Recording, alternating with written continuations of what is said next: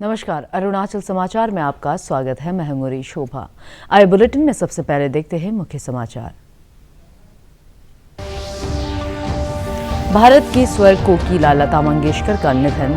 आज सुबह मुंबई के ब्रीच कैंडी अस्पताल में ली अंतिम सांस। राष्ट्रपति, उपराष्ट्रपति, प्रधानमंत्री और अरुणाचल प्रदेश के मुख्यमंत्री ने जताया शोक। लता जी के सम्मान में 2 दिन का रहेगा राजकीय शोक।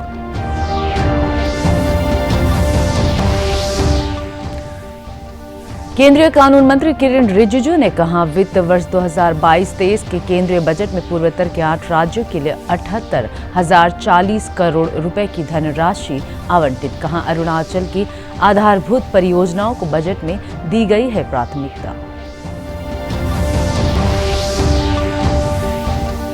अरुणाचल प्रदेश के तवांग, बोमडिला, दिरांग, मेचुका, जीरो वैली सहित कई स्थानों पर हो रही है रिकॉर्ड बर्फबारी। स्थानीय लोगों के साथ ही देश विदेश के पर्यटक ले रहे हैं बर्फबारी का आनंद।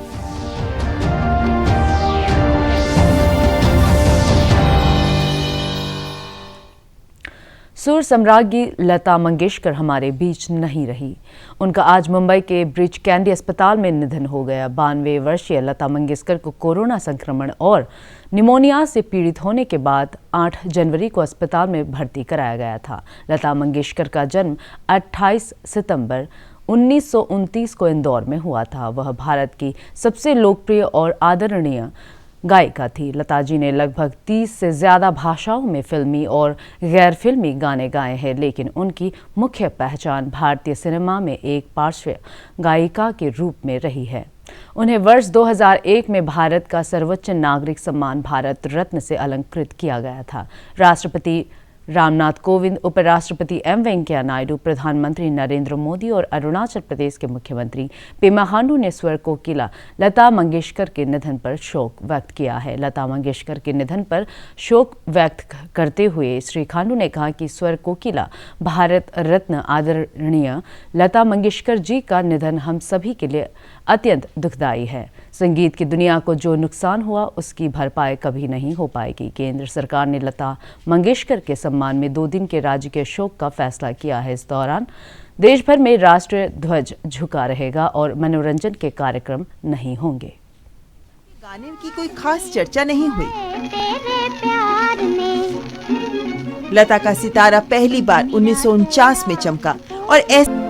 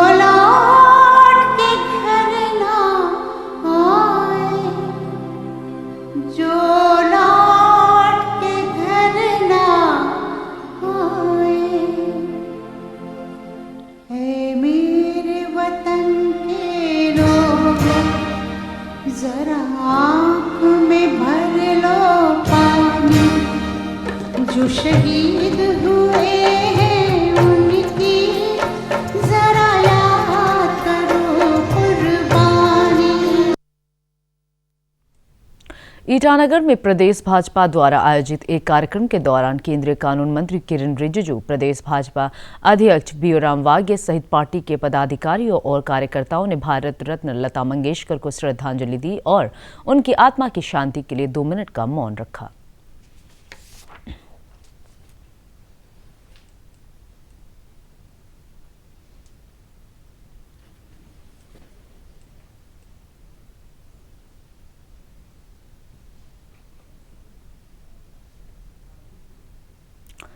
केंद्रीय कानून मंत्री किरण रिजिजू ने कहा है कि भारत और चीन के बीच अंतिम रूप से सीमा निर्धारण नहीं होने के कारण कई बार दोनों देशों के नागरिक एक दूसरे के सीमा क्षेत्र में गलती से प्रवेश कर जाते हैं। हाल ही में अरुणाचल प्रदेश के एक युवक के चीन सेना द्वारा पकड़े जाने और उसकी रिहाई पर प्रतिक्रिया व्यक्त करते हुए श्री रिजिजू ने कहा कि दोनों देशों के बीच इस तरह के मामलों को निपटने के लिए प्रभावी तंत्र है। उन्होंने कहा कि अरुणाचल प्रदेश की भूमि पूरी तरह सुरक्षित है और सीमाओं पर अतिक्रमण को रोकने के लिए भारतीय सेना चौकस है। चाइना में पहुंच जाते हैं, तिब्बत साइड में पहुंच जाते हैं। आप लोग को मालूम होगा हमारे बॉर्डर एरिया के बहुत लोग नीची साइड में, वो बॉर्डर साइड के उस पार पहुंच जाते हैं, तो वो लोग पकड़ लेते हैं। और आप लोग भी लगातार न्यूज मिलते रहता होगा कि कभी कभी चाइनीज साइड से भी यहाँ आ जाता है और हमारा इंडियन आर्मी उसको अपना कैप्टिविटी में ले लेता है। तो वो लोग का आदमी जब यहाँ आता है, भटकता है या किसी कारण से पहुंचते हैं, तो तुरंत हम लोग अपना उसको कस्टडी में लेने के बाद फिर बातचीत होकर के उसका रिलीज करने का एक प्रक्रिया होता है। उसी प्रकार से अरुणाचल के भी कभी कभी उस तरफ चले जाते हैं या बॉर्डर एरिया में जब क्लैश होता है तो उसमें कुछ घटना होते हैं, तो उसको रिजॉल्व करने का प्रक्रिया है, सिस्टम बनाया हुआ है। जैसे आपने नाम बताया, तो हम लोग यहाँ से इंडियन आर्मी क्या कर सकते हैं, उसको चाइना साइड का पूछते हैं कि ऐसा आदमी मिला क्या। तो वो रेस्पॉन्ड नहीं करने से हम लोगों के लिए मुश्किल होता है। वो रेस्पॉन्ड करने से फिर पता चलता है कि क्या होता है। जैसे अभी हमारा एक लड़का जो चाइनीज कब्जे में चले गए थे, तो मैटर आते ही मैंने तुरंत इंडियन आर्मी चीफ से बात हुआ और लगातार संपर्क किया। कुछ चीजें होता है जो प्रायोरिटी के हिसाब से हम लोग काम करते हैं और हिसाब से हम लोग बताते हैं। इसलिए हम लोग बहुत सेफ है, अरुणाचल सेफ है, अरुणाचल के लोग सेफ है, हमारा जमीन, हमारा सारा प्रॉपर्टी सेफ है। जो बॉर्डर डिस्प्यूट है, बॉर्डर का जो डिलिमिनेशन नहीं हुआ है, वो हिस्टोरिकल प्रॉब्लम है, लेकिन हम लोग अपना टेरिटरी को पूरा सेफगार्ड करने में सक्षम है। और जो आपने नाम बताया, हम लोग फिर से पूछेंगे, फिर से पीछा करेंगे और जितना कोशिश हमको करना चाहिए हम करते रहेंगे। केंद्रीय कानून मंत्री किरण रिजिजू ने कहा है कि वित्त वर्ष 2022-23 के केंद्रीय बजट में पूर्वोत्तर के 8 राज्यों के लिए 68,020 करोड़ से बढ़ाकर 78,040 करोड़ रुपए कर दिया गया।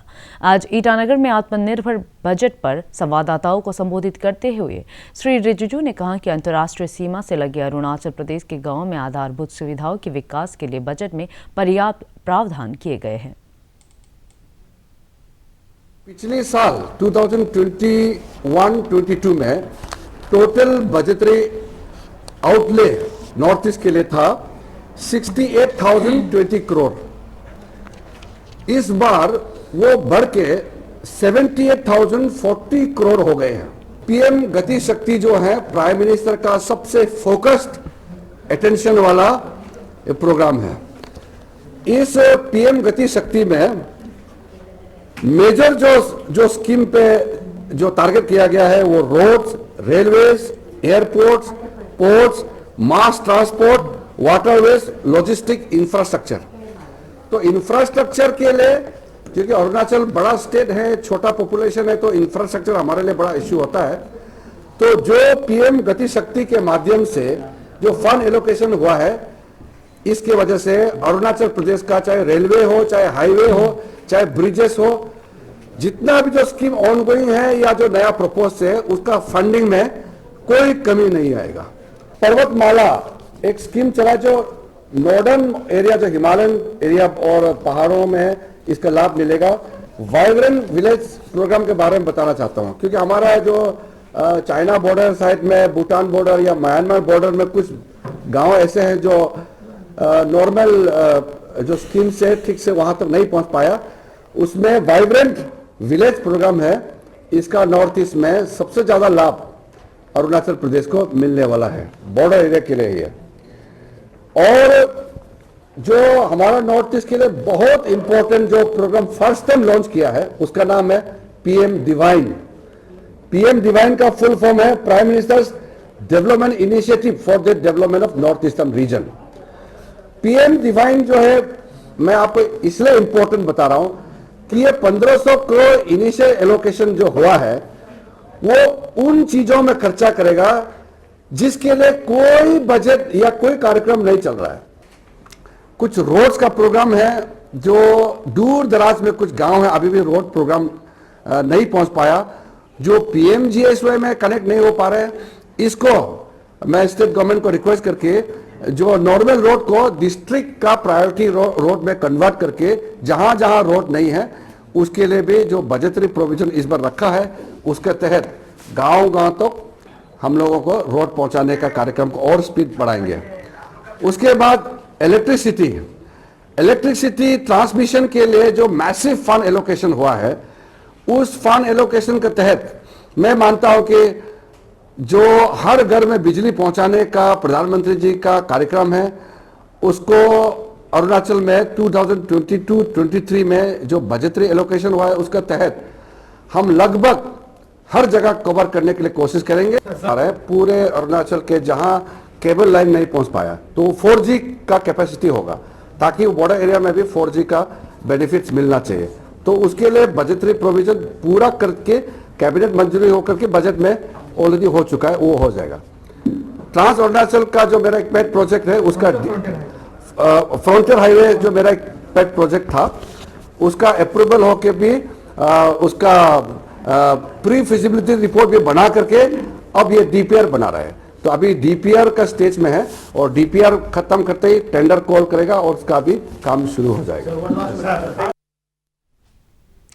राज्य सचिवालय ईटानगर में आयोजित वर्चुअल कार्यक्रम में आत्मनिर्भर अरुणाचल कृषि और बागवानी योजना के तहत स्वयं सहायता समूहों और उद्यमियों को 32 करोड़ 11 लाख रुपए का ऋण वितरित किया गया। इस अवसर पर कृषि और बागवानी मंत्री तागी विभाग के वरिष्ठ अधिकारी और राज्य के सभी जिलों से अधिकारी एवं लाभार्थी वर्चुअल माध्यम से जुड़े हुए थे। राज्य में कृषि और बागवानी क्षेत्र में रोजगार के अवसर बढ़ाने के लिए सब्सिडी आधारित आत्मनिर्भर बागवानी योजना के तहत 1271 किसानों को 19 करोड़ 53 लाख और 191 स्वयं सहायता समूहों को 3 करोड़ 75 लाख रुपए का ऋण जारी किया गया, जबकि आत्मनिर्भर कृषि योजना के तहत 830 चयनित किसानों को 6 करोड़ 7 लाख रुपए और 202 स्व सहायता समूहों को 2 करोड़ 76 लाख रुपए का सब्सिडी आधारित लोन वितरित किया गया।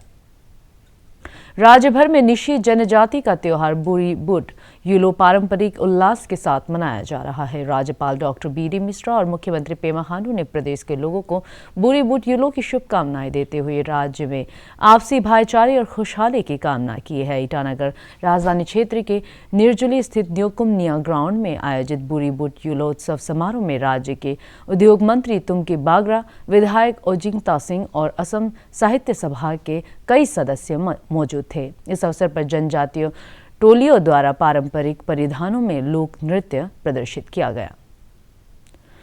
क्रीड़ा भारती अरुणाचल प्रदेश द्वारा आजादी का अमृत महोत्सव के तहत इंदिरा गांधी पार्क ईटानगर में सूर्य नमस्कार कार्यक्रम आयोजित किया गया। इस अवसर पर राज्य के खेल मंत्री मामा नातुंग ने लोगों से अपने आप को फिट रखने के लिए नियमित योग और व्यायाम करने की अपील की।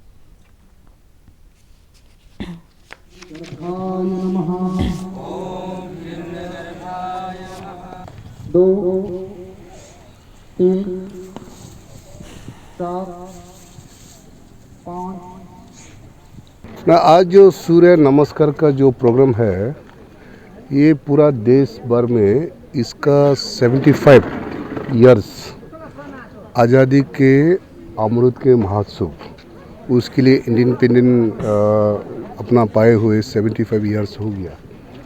उसके लिए पूरा देश भर में एक जन भागीदारी बनाकर इसको आज़ादी के महोत्सव में वो सूर्य नमस्कार का कार्यक्रम रखा है।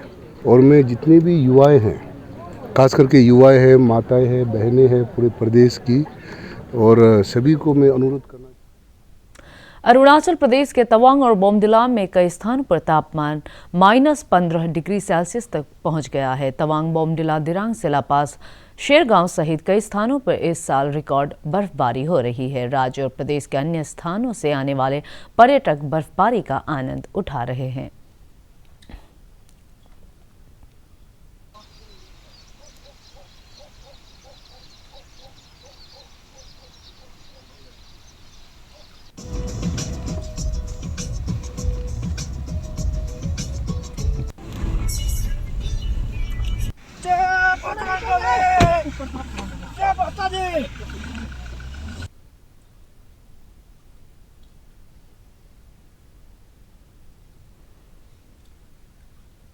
होते हैं थोड़ा हल्का सा होते हैं, लेकिन इस बार थोड़ा ज़्यादा हुआ, थोड़ा हेवी रेनफॉल, ये सॉरी स्नोफॉल हुआ था ना, इस पर तो थोड़ा अच्छा ही लग रहा है, जैसे बहुत ज़्यादा सुंदर है। नहीं इसे तो कभी भी देखा नहीं है, फर्स्ट टाइम देख रहा है।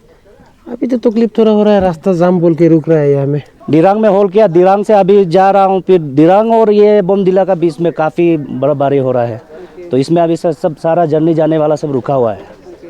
बस मैं वही अपील करना चाहूँगा यहाँ का जो शियोमी जिले के मेचुका और आसपास के इलाकों में हो रही बर्फबारी का आनंद स्थानीय लोगों के साथ देश विदेश के पर्यटक उठा रहे हैं। कई वर्षों बाद हो रही भारी बर्फबारी से मेचुका वैली बर्फ की चादरों से ढकी हुई नजर आ रही है।